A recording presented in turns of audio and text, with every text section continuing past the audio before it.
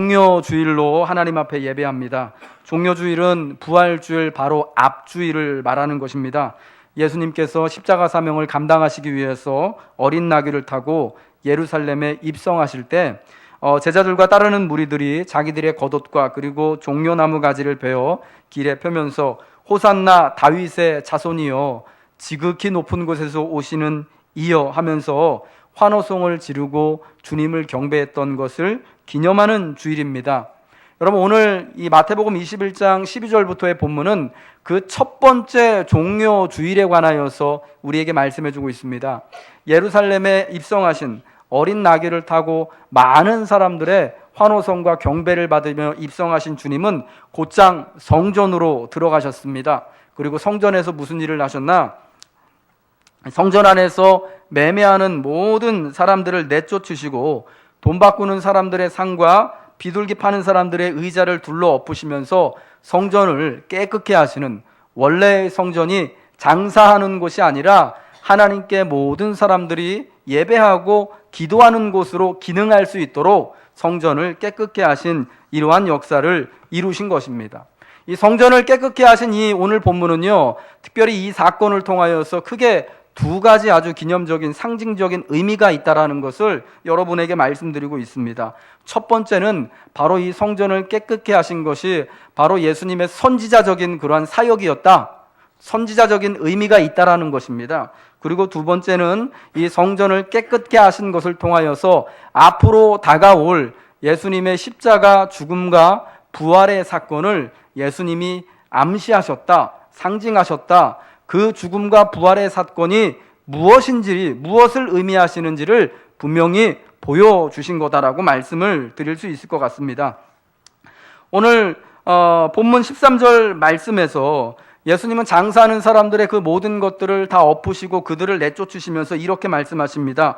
기록된 바 내 집은 기도하는 집이라 일컬음을 받으리라 하였거늘 너희는 강도의 소굴을 만드는도다. 여러분, 예수님의 이 말씀은 선지자 이사야와 예레미야의 말을 인용하여서 하신 그러한 말씀입니다. 이사야 56장 7절과 예레미야 7장 11절에 나와 있는 그 말씀입니다. 이사야 56장 7절 말씀을 우리가 한번 읽도록 하겠습니다. 같이 읽겠습니다. 시작. 그들을 나의 성산으로 인도하여 기도하는 내 집에서 그들을 기쁘게 할 것이며 그들의 번제와 희생을 나의 제단에서 기꺼이 받게 되리니 내 집은 만민이 기도하는 집이라 일컬음이 될 것임이라. 네, 하나님께서 이사야 선지자로 말미암아서 주신 이제 메시아의 시대 때는 어떤 때이냐면은, 어떤 시대를 기대하냐면은 모든 사람들, 여기서 본문에 말씀하는 그들은 유대인들을 제외한 모든 이방인들을 말하는 겁니다. 모든 다른 언어를 쓰고 모든 각기 다른 나라에 살고 있는 그 모든 사람들, 하나님을 전혀 알지 못하고 말씀도 배우지 못한 그들이 이 메시아의 시대 때 다 하나님을 예배하기 위하여서 예루살렘에 하나님의 집으로 찾아와서 예물을 들고 찾아와서 기쁜 마음으로 함께 하나님을 경배할 것을 내다본 것이죠. 그래서 그 집이 바로 만민이 기도하는 집, 만민이 예배하는 집이 될 것이다라고 이렇게 하나님께서 선포하신 것입니다. 근데 여러분, 이 말씀을 통하여서 알 수 있는 것은 무엇이냐? 하나님은요, 하나님의 성전이 또 특별히 이제 메시아의 때 그리스도 예수로 말미암아 이루실 그 하나님의 사역의 중심이 뭐냐? 바로 모든 사람들이요, 차별도 없고 구별도 없고 저 사람은 우리랑 인종이 다르고 학력이 다르기 때문에 우리하고는 사회 수준, 신분 수준이 다르기 때문에 차이가 있기 때문에 이러이러한 사회적인 구별이 있기 때문에 같이 예배할 수 없어, 이런 것들이 다 없어지고 모두가 하나님 안에서 예배하고 기도하고 하나님의 은혜와 응답을 바로 하나님의 집에서 받는 것, 진실된 예배가 회복되는 것이 바로 우리 하나님의 비전이었고 기대였다라는 것입니다. 근데 여러분, 그러한 하나님의 꿈과 기대가 사실은 제대로 주님이 오실 때까지 실현되지 않았지요. 그래서 여러분, 예레미야 선지자는 7장 11절에 바로 이곳이 모든 만민들이 하나님을 예배하고 기도해야 되는 그곳이 바로 도둑의 소굴이 됐다라고 탄식하면서 말씀하신 것입니다. 예레미야 7장 11절 말씀 함께 읽겠습니다. 시작. 내 이름으로 일컬음을 받는 이 집이 너희 눈에는 도둑의 소굴로 보이느냐? 보라, 나 곧 내가 그것을 보았노라. 여호와의 말씀이니라. 여러분, 예수님이 이 예레미야 7장의 말씀을 인용하여서 하시는 그 상황이 딱 맞지 않습니까? 성전, 모든 사람들이 누구든지 인종에 구애받지 아니하고 믿음에 구애받지 아니하고 다 나와서 예배하고 기도해야 할 그 장소에 지금 하나님께 잘 예배드린다라는 명목으로 장터가 섰습니다. 하나님께 제물을 드릴 그 제물을 사고 파는 장터가 있고 그 제물을 사기 위해서 돈을 환전하는 매매상이 자리를 떡하니 차지하고 있었던 겁니다. 그래서 정말 하나님께 간절히 예배하고자 하는 이방인들, 정말 하나님의 회복의 은혜가 필요한 소경이나 전은자들, 육신의 약함이 있는 사람들, 하나님께 예배하고 기도할 수 있는 길이 막히게 됐던 것이죠. 그래서 이곳이 하나님이 볼 때는 예배하는 곳이 아니라, 더 이상은 기도하는 곳이 아니라 도둑의 소굴이 되어버렸다라고 말씀하신 거죠. 주님이 이러한 장소를, 이러한 성전을 깨끗하게 치우심으로써 바라보시는, 기대하는 것은 무엇이냐? 하나님의 성전이, 여러분, 하나님의 그 집이 이젠 정말 이러한 도둑의 소굴과 같은 곳이 되어지는 것이 아니라 진실되게 누구나가 다 하나님께 나아와서 믿음을 가지고 거룩한 하나님 앞에 기쁨으로 예배하며 하나님 앞에 기도하고 응답을 받고 회복이 일어나는 그러한 하나님의 그 거룩한 집이 되기를, 성전이 되기를 기대하는 마음으로 그러한 상징의 행위를 지금 주님이 하셨다라는 것입니다. 또 하나 여러분, 이 성전을 깨끗하게 하신 의미는 바로 예수님의 십자가 사역, 십자가 사건이 무엇을 의미하는지를 분명히 보여주시는데요. 이 동일한 사건이 요한복음 2장 12절과 17절에도 똑같이 나옵니다. 그때 예수님께서 이 성전을 깨끗하게 하신 사건을 보고 이 화가 난 대제사장들과 서기관들이 예수님께 질문하지 않습니까? 도대체 누가 당신에게 이러한 권위를 줘서 지금 성전 예배가 끊어지게 하느냐? 누구의 권위로, 무슨 근거로 당신 이러한 행위를 하냐? 하니까 예수님이 그들에게 이렇게 대답하십니다. 요한복음 2장 19절에요. 너희가 이 성전을 헐어라. 내가 며칠 만에요? 사흘 만에 다시 일으키리라. 여러분, 이 말씀은 뭘 의미하는 거죠? 그 요한복음 2장 본문에 분명히 나오지만 성전된 예수님의 육체를 가르쳐서 말씀하신 겁니다. 예수님이 자신의 육체를 하나님의 새로운 집, 하나님을 온전히 예배할 그 성전으로 이해하시고 주님이 이제 십자가에 달려 돌아가시고 사흘 만에 성전된 자기 육체를 다시금 일으켜 세우시는, 부활하시는 그 사건, 그래서 예수의 십자가와 죽음과 부활을 믿는 모든 사람들은 누구나 진짜 제한 없이, 환경이나 어떤 그런 자격의 제한 없이 누구나가 다가 온전히 하나님의 구원함을 누리고 온전하신 이 하나님을 예수님으로 말미암아 경배할 수 있도록, 섬길 수 있도록 하는 사역을 이루실 것이다라는 것을 분명히 보여주신 것이죠. 여러분, 이제 이 성전을 깨끗하게 하신 사건을 통하여서 예수님의 죽음과 예수님의 부활의 이 모든 이 복음의 사건이 사실은 예수님을, 하나님께로 오직 예수님을 통하여서만 우리가 온전히 하나님을 경배하고 정결함을 누리고 하나님의 은혜로 회복될 수 있다라는 것을 분명히 우리에게 보여주시는 것입니다. 예수님은 우리를 정결케 해주시는 분입니다. 깨끗게 해주시는 분입니다. 마르쿠스 아우렐리우스라는 그 철학자이면서 동시에 로마 제국의 황제였던 사람은 자기가 쓴 명상록이라는 책에서 이렇게 말했습니다.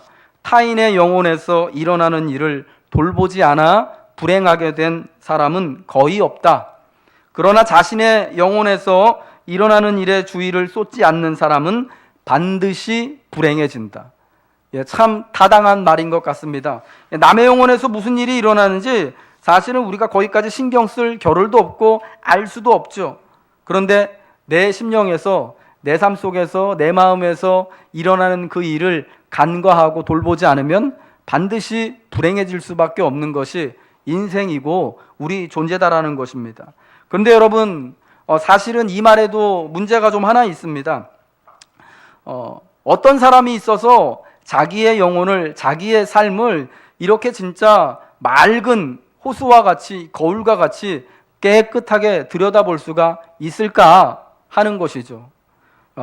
사람은 누구나가 그렇게 이야기하죠. 나는 나 자신에 대해서 정말 잘 알고 이해하고 나는 이러한 사람이다 라고 말을 하지만 진짜 너무 많은 경우에 자기 자신에 대하여서, 내 삶에 대해서, 내 마음속에 내 실체가 뭔지를 잘 발견하지 못하고 깨닫지 못하는 경우들이 너무나 많이 있다라는 겁니다.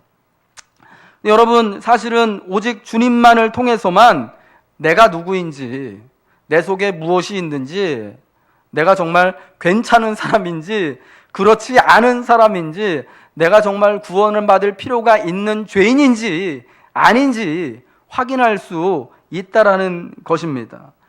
주님이 보시는 우리의 실체는 뭐냐? 우리가 하나님의 성전이면서 또한 동시에 죄악으로 가득한 그러한 연약한 존재들이라는 겁니다. 고린도전서 3장 16절 17절 말씀에 사도 바울은요, 너희가 하나님의 성전인 것과 하나님의 성령이 너희 안에 계시는 것을 알지 못하느냐? 누구든지 하나님의 성전을 더럽히면 하나님이 그 사람을 멸하시리라. 하나님의 성전은 거룩하니 너희도 그러하니라 라고 말씀을 하고 있습니다. 우리가 하나님의 성전이면서 동시에 죄악으로 가득한 그런 사실은 구제불능의 그러한 존재다라는 것을 잘 간파하는 말씀이다라고 생각합니다.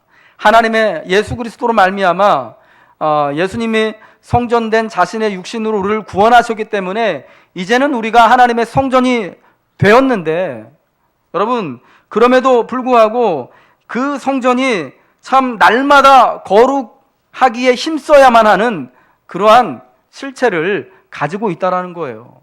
그렇지 않다면은 성전이 날마다 우리가 주의하고 깨끗이 하지 아니하면 우리 삶의 성전이, 성전된 우리 육신과 삶이 자칫 더러워지기 쉬운 그런 존재다라는 것을 분명히 하고 있다라는 것이죠. 여러분, 예수님은 첫 번째 그 종려 주일에 노끈으로 채찍을 만드셔서 성전을 더럽히고 있고, 성전에 많은 사람들이 예배하러 나아가지 못하게, 기도하지 나아가지 못하게, 그래서 성전의 원래 기능을 하지 못하던 그 모든 것들을 깨끗이 하심으로 바로 잡으셨습니다. 이와 마찬가지로 예수님은 성전된 우리의 삶, 우리의 심령 안에도 찾아와 주시어서 노끈으로, 주의 말씀으로 채찍을 만드시고 주의 음성으로, 주의 영으로 주께서 역사하여 주셔서 우리가 온전히 하나님 앞에 예배함으로 나아가지 못하게 하는 것들, 믿음으로 간구하지 못하게 하는 모든 것들을 지금도 쫓아내고 계신다라는 것입니다.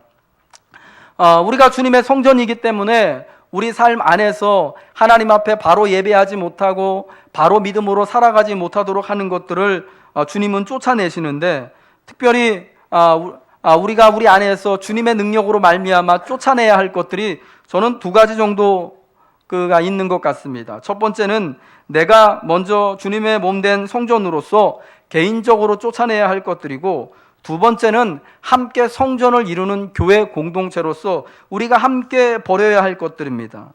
먼저 우리가 스스로 개인적으로 쫓아내야 할 것들, 특별히 물질과 편리성을 추구하는 그러한 우리 삶의 자세라고 말씀드리고 싶습니다. 여러분, 예수님께서 성전에서 둘러엎으신 것은 장사하는 자들의 모든 그러한 물건들, 그리고 물질과 관련된 것들이었습니다. 여러분, 그 당시에 왜 하나님의 성전에서 이렇게 장터가 섰는 줄 아십니까? 하나님을 잘 예배하기 위하여서였습니다. 하나님의 법대로 뜻대로 하나님을 예배하고 싶은 마음이 있어서 장터가 생겼습니다. 이게 참 희한하죠. 유대인들이 하나님의 성전에서 예배드릴 때 제물을 가지고 나아오는데 특별히 흠없고 깨끗하고 순결한 제물을 하나님께 예배해야 되지 않습니까? 그래서 그 제물들을 끌고 양이나 소나 염소나 때로는 비둘기를 가지고 하나님 앞에 나와서 예배해야 되는데, 여러분 가까운 예루살렘이나 베다니에 사는 사람들은 그래도 괜찮은데 저 갈릴리 호수나 나사렛 지방에 사는 사람들 멀리서 짐승을 가지고 하나님을 예배하러 올 때 여러분 무슨 일이 일어나겠습니까? 오는 도중에 그 원래는 깨끗하고 정결했던 흠없던 그 제물들이 상처를 입을 수가 있잖아요. 갑자기 뭐 넘어져 가지고 발이 상한다든지 기스가 나 가지고 피가 흐른다든지, 그러면 그 제물은 하나님 앞에 드릴 수 없거든요. 그러니까 여러분 어떡합니까? 야, 우리가 그러지 말고 성전에 깨끗한 제물들 갖다 놓고 그냥 사람들이 못 많아서 이제 돈으로 사서 그것을 하나님께 드리도록 하자라고 만든 게 성전의 이 장터가 들어서게 된 것이었습니다. 그럼 거기서 돈 바꾸는 사람들은 왜 있었습니까? 원래 여러분 그 당시 팔레스타인 나라에서 통용되는 화폐가 여러 가지 있었습니다. 로마가 그들을 지배하고 있었기 때문에 로마 돈이 통용됐습니다. 그리고 오랜 동안 헬라의 지배 아래에 있었기 때문에 헬라 화폐도 같이 쓰였습니다. 그러니까 유대인들이여 일상에서 사실은 시장에 가서 먹을 거 사고 농기구 사고 옷 사고 포도주 사고 빵 사고 할 때 쓰는 돈은 다 로마 돈 아니면 헬라 돈이었습니다. 근데 이게 하나님의 성전에서는 통용이 안 되는 겁니다. 어떻게 하나님께 예배드리면서 재물을 사는데 이 이방 나라들의 돈을 쓸 수 있냐? 여기서는 성전에서는 오직 유대 나라의 돈만, 성전에서 허락한 돈만 사용하겠다라고 대제사장들이 그렇게 법을 만든 거죠. 그러니까 평상시에 쓰던 돈을 가져와서 성전에서 하나님께 제물을 사서 예배를 드리려면 자기들의 이 로마 돈을요, 성전에서 통용되는 성전 화폐로 바꾸는 거였습니다. 여러분 이게 사실은 다 하나님 앞에 경건하고 거룩하게 예배드리기를 원하여서 만든 거였는데 여러분 참 부작용이 컸던 거죠. 거기에 참 사람들의 욕심이 끼어서, 여러분 지금도 그렇지 않습니까? 지금 달러당 환율이 얼마 하는지는 모르겠는데요, 뭐 한 1170원 정도 하잖아요. 그거를 여러분 원화로 바꿔가지고 유학 나가 있는 아이들에게 여러분 송금하려고 하면은 이게 그 환율만큼보다 내가 돈을 더 낸 것 같은 느낌이 자꾸 들어요. 왜냐면은 수수료, 돈 바꾸는 수수료 내야 되고 송금하는 수수료 내야 하고, 그리고 내가 달러 팔 때랑 달러를 살 때랑 돈값이 또 달라요. 아시죠? 그러니까 이거는 뭐 돈을 사고 팔 때 분명히 같은 가치를 주고 바꾸는 것 같은데 손해보는 느낌이 들거든요. 여러분 당시 예루살렘 성전 제사에서 돈 바꾸는 일은요, 이게 더 심했어요. 굉장히 심했습니다. 그래서 그 모든 돈들이 사실은 성전을 관리하는 대제사장들, 당시 종교인들에게 다 들어가서 그들 배를 불린 거죠. 그래서 사실은 물질적으로 그리고 또 편리성을 앞세웠던 그 예배가 사실은 사람들의 욕망을 부추기고 또 도리어 진짜 장사하게 만들어서 사람이 사람을 향하여서 도둑질하게 하고, 사람은 또 하나님께 온전히 드려야 될 예배를 망침으로써 도둑질하게 만드는 그러한 시험의 결과들을 가져오게 됐다라는 것입니다. 그래서 여러분 예수님은 그러한 이 예배에 하나님께 신실하게 나아가지 못하도록 하는 이 물질과 편리성들을 다 내어 쫓으셨던 거죠. 여러분 오늘날 물질을 대하고 이러한 편리한 삶을 대하는 우리들의 태도가 여러분 딱 그러하지 않습니까?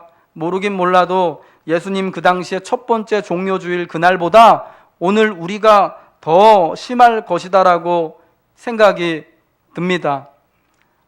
우리가 하나님을 경배하는 것이 어쩔 때는 진짜 이게 목적과 수단이 완전히 바뀌어져서 하나님을 잘 예배하고 섬기기 위하여서 물질을 준비하고 헌금하기보다 도리어 내가 하나님께 예배를 잘 드리고 잘 섬겨서 하나님이 내게 물질을 더하여 주시기를, 내게 더 편안하고 윤택한 삶을 주시기를 바라는 마음으로 예배한다면, 우리가 여러분 당시 성전에서 장사하던 그 사람들에게 재물을 사서 하나님께 제사 드리는 그 사람들과 다를 것이 하나도 없다라는 것입니다. 여러분, 주님 앞에 혹시 우리가 이러한 추악한 신앙의 포장을 갖고 있진 않은지 여러분 한번 잘 여러분의 신앙을 점검해 보시기 바랍니다. 그리고 이 땅의 그러한 편리함과 현대 문명의 편리함과 또 이 물질이 주는 그런 맛에 내가 취하지 않도록, 내가 하나님을 섬기는 일이 소홀히 되지 않도록 다시 한번 점검하시고 결단하시는 은혜가 있었으면 좋겠습니다. 또한 이 주님의 성전에서 우리가 함께 쫓아내야 할 것들, 공동체로서 함께 쫓아내야 할 것들이 있습니다. 그것들은 약자들이 하나님께 나아가지 못하도록 막는 모든 것들입니다. 지금 예수님 이 사람들이 장사하던 이곳은요, 원래 이방인들이 나와서 경배하고 기도할 수 있도록 마련된 이방인의 뜰이라는 그러한 이름이 붙은 곳이었습니다. 여러분, 이때에도 이방인들이 나와서 하나님께 예배하고 기도할 수 있었는데 유대인들처럼 성전에 깊숙한 곳까지는 들어가지 못하고 그냥 거치죠. 울타리. 그 울타리 바로 앞에서만 예배할 수 있는 곳이었습니다. 그런데 어쨌거나 유대인이 아닌 사람들도 하나님의 성전을 가까이 하고 기도할 수 있는 장소가 있었는데 거기에 여러분 시장터가 생긴 거죠. 거기에 짐승들 주르르 깔아다 놓고 돈 바꾸는 사람들로 막 우글우글하고 그러니까 원래 그 자리에 나와서 예배하고 기도해야 되는 이방인들 있잖아요. 그 사람들이 나와서 예배하고 기도할 장소가 없어진 겁니다. 그렇다고 이방인의 뜰을 위하여서 다른 이방인들을 위하여서 다른 곳에 기도할 수 있는 터전을 만들어준 것도 아니죠. 여러분, 하나님이 기뻐하시는 게 무엇이겠습니까? 이방인들도 하나님께 나아와서 비록 저 성전의 겉에 저 외곽에 좀 작은 구탱이지만 거기서라도 하나님을 경배하고 함께 기도하는 것을 하나님이 원하시지, 그 사람들 우리가 예배드리기 편하자고, 우리만 좋자고, 우리만 기쁘자고 거기다가 시장통 만들어 놓고 돈 바꾸고 거기서 재물 사다가 예배하는 것, 그렇게 해놓기를 하나님이 원하실까요? 여러분, 분명히 하나님이 원하시는 것은 분명하다고 생각합니다. 누구나 특별히 하나님을 예배하는 성전 안에, 교회 안에, 그 사람이 이방인이건 간에 그 사람이 유대인이건 간에 그 사람이 오늘 성경에 나오는 사회적으로 약자인 소경이나 전은자들과 같은 사람이건 간에 그 사람이 종이건 간에 여자이건 간에 남자이건 간에 그런 구별 없이 차별 없이 다 하나님의 집에 나와서 기도할 수 있고 예배할 수 있고, 그래서 마침내 하나님의 은혜와 회복을 누릴 수 있기를 여러분 하나님은 원하신다라는 것입니다. 여러분, 특별히 우리가 성전된 교회로 모일 때 우리 교회 안에 연약한 분들이요, 특별히 오늘 본문에 나오는 이 이방인들 같이 소경과 전은자들 같이 사회적으로 연약한 분들이 하나님께 나와서 함께 잘 예배할 수 있는가, 그러한 길이 막혀 있지는 않은가를 잘 살펴보아야 할 줄로 믿습니다. 우리가 여러분 교회이기 때문에 더 특별히 이 부분에 신경을 써야 할 줄로 믿습니다. 저는 사실은 오늘 본문에 14절 말씀에 정말 은혜를 받았거든요. 맹인과 전은자들이 성전에서 예수께 나아오매 고쳐주시니, 이게 우리 한글 개역 성경에는 별로 그렇게 감동스럽게 다가오지 않는데요, 메시지 성경을 보면 이렇게 번역을 해놨습니다. 그제서야 소경과 전은자들이 성전에 들어갈 수 있는 공간이 생겼다. 그래서 예수님이 그들을 고쳐주셨다. 여러분, 이렇게 기록을 해주고 있습니다. 예수님이 성전을 깨끗하게 하시고 그제서야 장사하던 사람들, 짐승들이 자리 잡던 그 공간이 원래 하나님을 만나고 원래 하나님을 예배하고 기도하는 그러한 장소가 되니까 이제 거기까지도 나오지 못했던 소경과 전은자들 같은 사람들이 하나님 앞에 예배의 자리로 나와서 예배하고 고침을 받았다라는 것입니다. 여러분, 이런 은혜가 성전을 깨끗게 하신 이후에 바로 일어나게 되었다라는 것입니다. 여러분, 우리 녹원교회가 바로 예수님의 몸이며 성전이지 않습니까? 이곳에 여러분들이 나오셔서 예배 드릴 때 불편함이나 어려움들이 있었습니까? 혹시 교회에 처음 나오신 분들이, 혹은 또 우리가 오래된 교회이지만은 내가 간혹가다 진짜 예배 드리면서 교회 와서 또 이렇게 같이 어울리면서 교제할 때, 아 진짜 이런 거는 정말 상처된다, 힘들다 하는 여러분 그러한 경험들 있었다면은 여러분 우리가 참 회개해야 할 줄로 믿습니다. 교회에 나오기 힘들게 하는 여러 가지 요인들이 있는데요. 특별히 몇 가지만 말씀드리겠습니다. 교회는 사랑하고 관용하고 용서하고 이해하는 곳인 줄 알았는데 교인들 보면 별로 사랑하지 않는 것 같은 그런 모습 보일 때 사람들을 교회에 나올 수가 없다고 합니다. 너무 당연하죠. 이 땅에 사실은 진정한 사랑이 없잖아요. 그렇죠? 진실되게 사랑하고 섬기는 그런 사람들이 없는 세상을 살고 있는데, 그래도 여러분 세상 사람들은요, 야 교회만은, 저 녹원교회만은 그래도 언제 가든지 간에 누가 오든지 간에 따뜻하게 반겨주고 환영해 주더라 하는 그런 기대를 가지고 있는 겁니다. 근데 여러분 우리가 그런 기대치에 미치지 못하고 교인들이 와도, 새로운 교인들이 오고, 또 멀리서 또 이사 오셔서 잠깐 교회를 방문하시는 분들이 올 때, 여러분 우리가 왔나 보다, 제대로 아는 척도 안 하고 인사도 안 하고 그냥 이렇게 지난다면은 그분들 다시는 교회에 나올 수가 없는 거죠. 이 교회에서는 나를 별로 환영하지 않나 보다. 참 성도들이요, 두 가지 마음이 있는 겁니다. 교회 나오시는 분들이. 하나는 이 교회에서 진짜 너무 날 불편하게, 너무 부담스럽게 아는 척하고 인사하고 신방 온다 그러고 기도해 준다 그러고 등록하라 그러면은 싫은데, 이런 마음이 있잖아요, 솔직히. 그러면서 또 한편으로는 내가 왔는데 아무도 아는 척 안 해요, 인사도 안 해요, 목사님도 그냥 인사도 안 하고, 장로님들 교인들 자기들끼리 인사하느라고 바쁘고, 내가 와서 예배 드리고 그냥 가는지 식사를 하고 가는지 전혀 관심 없으면 이 교회는 이러나 하면서 또 안 온대요. 여러분 우리가 그러지는 말아야 하지 않지 않습니까?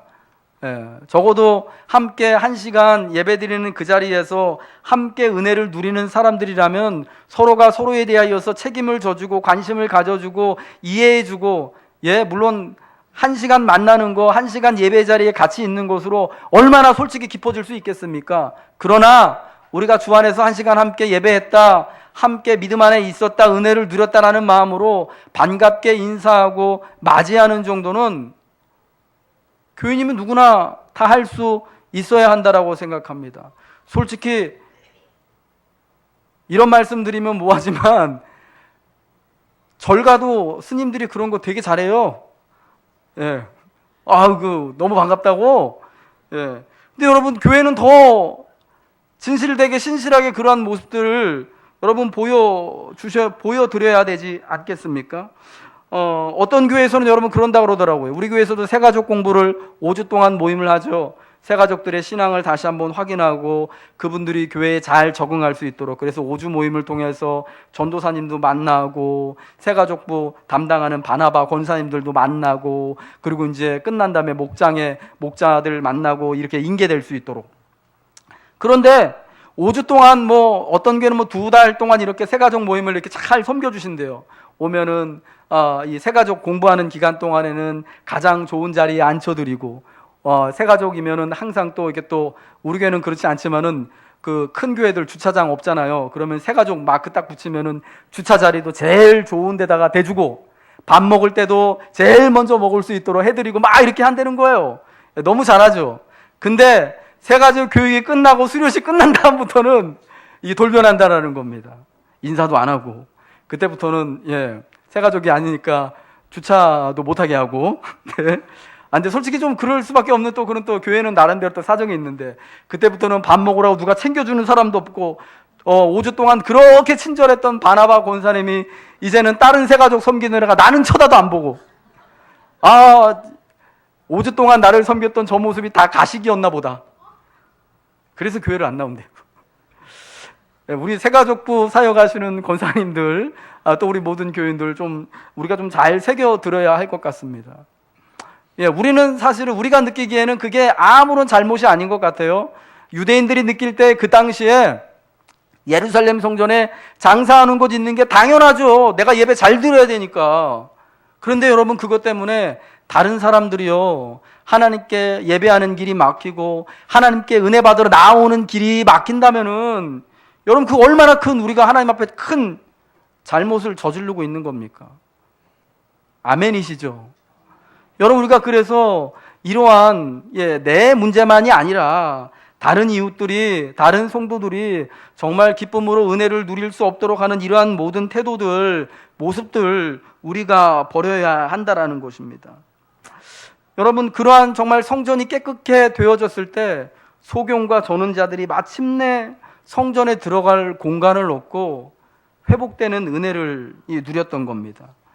여러분, 원래 이 소경과 전원자들은 사무엘하 5장 6절부터 말씀을 보면은 하나님의 집에 들어올 수 없는 그런 자들입니다. 다윗이 예루살렘 성을, 예루살렘을요, 여부스 사람들에게서부터 정복하고 그 성을 자기 수도로 삼지 않았습니까? 여러분, 그때 여부스 사람들이 다윗을 어떻게 놀렸는지 알아요?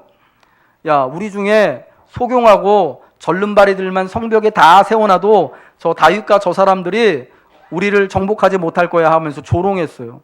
다윗이 그 얘기를 듣고 뿔딱지가 났죠. 그래서 아무튼 힘차게 가서 예루살렘을 정복했습니다. 그래서 예루살렘 성이라고 자기의 수도로 삼았습니다. 하나님의 집이 있는, 성전이 있는 곳으로 삼았습니다. 그때부터 속담이 됐어요.